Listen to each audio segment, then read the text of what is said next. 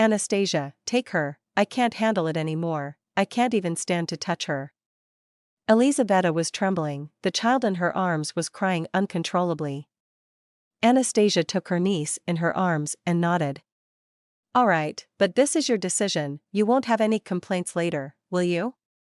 No, what complaints? Take her, I don't need her. The little one came into the world just a month ago. From the very beginning of Elizaveta's pregnancy, something was amiss. Anastasia attributed her mood swings to late pregnancy.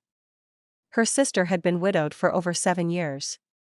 The older children had already grown up and lived separately.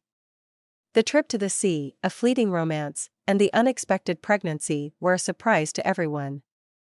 Elizaveta had never been inclined to spontaneity. At first, it seemed that the future child brought joy to Elizaveta. But later, Anastasia noticed that her sister either rushed to buy clothes for the baby and look for a stroller, or would suddenly go silent for weeks, as if hiding behind a stone wall. Right before giving birth, Elizaveta suddenly stopped communicating with her relatives. She didn't call her mother, sister, or children. Anastasia became worried and found her sister in the maternity hospital, where she was planning to sign away the child. Elizaveta, what's wrong with you? Why? I don't know myself. I feel nothing. She's a stranger. What do you mean, a stranger? Is she not your child? She won't be mine. Elizaveta turned away to the wall. Anastasia brought in heavy artillery and brought their mother. Elizaveta agreed to take the child. Mom insisted that she stay with her daughter under the pretext of helping out in the early days. In reality, everyone kept an eye on Elizaveta. She took care of the baby, did everything automatically, not staying with her daughter longer than necessary. The grandmother named her. The aunt carried her on her hands. Elizaveta, I'll take her, I'll raise her. But it will take some time, and who will she call mother? I don't care, as long as it's not me. Papers were filed a week later, and Anastasia became the official guardian of her niece. Elizaveta left for another city.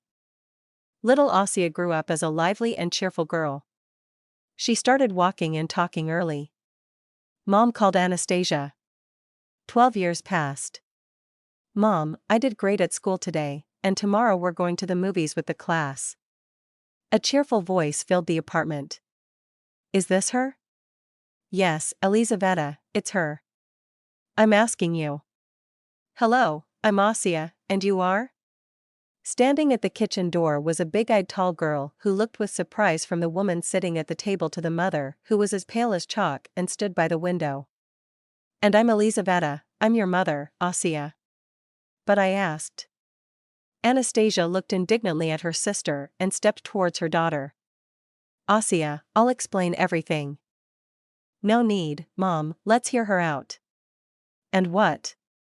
You're saying you're my mother, and I came for you. I want you to live with me. Why? You're my daughter. No, you're not. I have one mom, there she stands, and I don't need another. And you, I hope to see you for the first and last time in my life. Asia turned around and left the kitchen. Anastasia slumped onto the table, powerless. What have you achieved?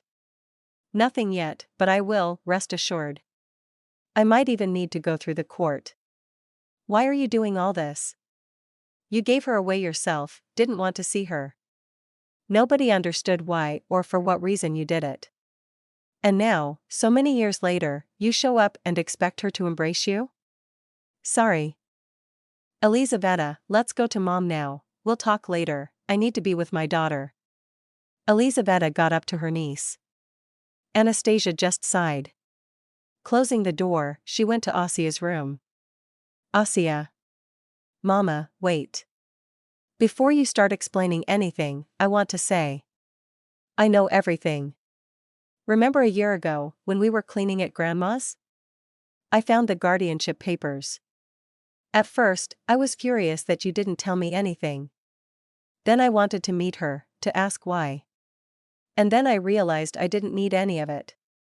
You're my mom, I don't need another. Asia, my girl, I won't give you up to anyone. I won't give myself up either, Asia laughed. Remember my classmate Kirill? Call his mom, she's a lawyer, specializing in family law. Well, daughter, don't rush to grow up too quickly. She's made her decision. I'm still here, and mom's just a moment away. Anastasia laughed and hugged the girl in response. We'll call, of course, we'll figure it out. There were many nerves and disputes, but the court left everything as it was. Asia's opinion was taken into account, and she categorically refused to live with her biological mother or acknowledge her. The sisters stood outside the courthouse. Well, that's it. Finally, this nightmare is over, Anastasia sighed with relief. What will you do next? I'll leave, Anastasia.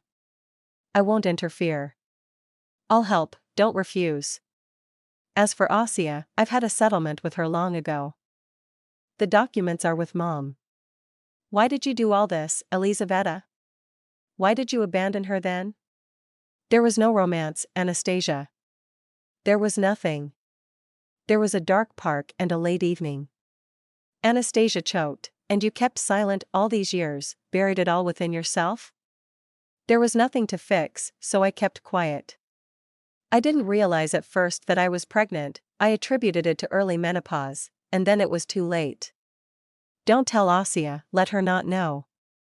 It's not her life, it's mine, and maybe she'll forgive me someday. Anastasia hugged her sister, and both looked towards Asia standing with their grandmother. Sometimes the scariest thing can turn into the most beautiful. She's so beautiful.